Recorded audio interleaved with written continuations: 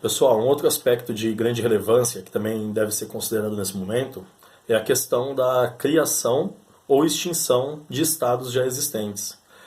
Isso no Brasil não é nenhuma novidade, né? No passado, por exemplo, não tínhamos alguns estados os quais nós temos hoje. Um exemplo é o estado do Tocantins.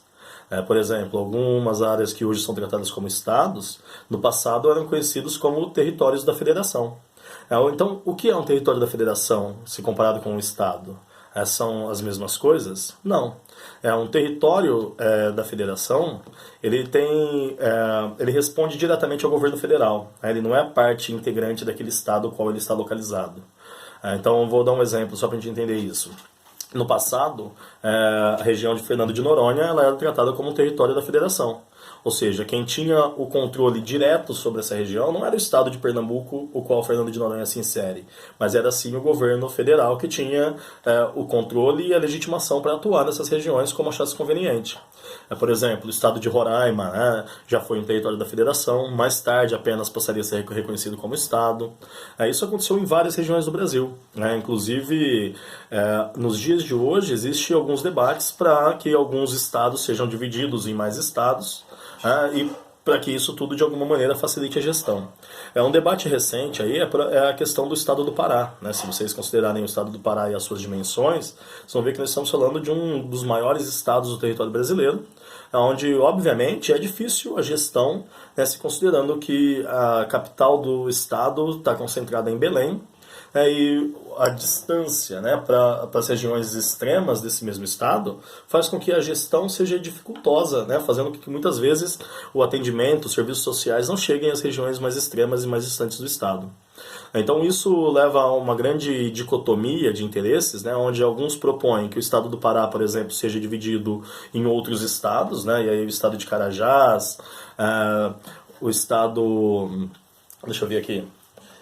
de Tapajós, o estado do Grão-Pará. Então, esses estados, por exemplo, seriam novos estados criados em decorrência da fragmentação do estado do Pará. Isso, por um lado, teria algumas grandes vantagens em relação à gestão. Por exemplo, com o poder político mais próximos dessas extremidades, isso eventualmente facilitaria a gestão, permitiria que o governo estivesse mais próximo da realidade dessa população, a fim de se fazer os investimentos que essas regiões carecem. Mas, por outro lado, isso tudo teria um outro problema muito sério. Por exemplo, o estado de Carajás ele seria, obviamente, um estado muito mais rico se comparado aos outros dois. Isso por quê? Porque ele tem localizado ali a grande província mineralógica do Brasil de Serra de Carajás.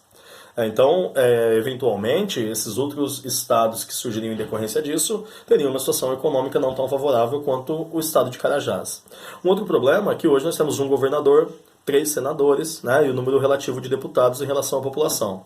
Se nós tivéssemos essa fragmentação em 3 novos estados, nós teríamos um custo político muito maior. Teríamos 3 governadores, teríamos 9 senadores, e no âmbito de deputados não mudaria muito, porque seria proporcional ao número de população que cada estado teria. Mas isso tudo, então, essa é a principal dicotomia. As vantagens da gestão, em ter um governo mais próximo da realidade da população, e, por outro lado, é uma sobrecarga ainda maior para sustentar esse Estado já exaustivamente pesado para a população brasileira. Então, à medida que mais cargos públicos existissem, tudo isso, consequentemente, traria consigo mais gastos. Mas essa discussão ela tem que ser levada nesse patamar. Inclusive, isso já foi proposto para a população local, que por meio de um plebiscito refutaram essa sugestão, não quiseram que o Estado fosse fragmentado em outros estados, e hoje o Estado do Pará ainda continua como um Estado único. Porém, essas propostas já surgiram em várias regiões do Brasil, tá bom? Ficamos por aqui, um grande abraço e até semana que vem.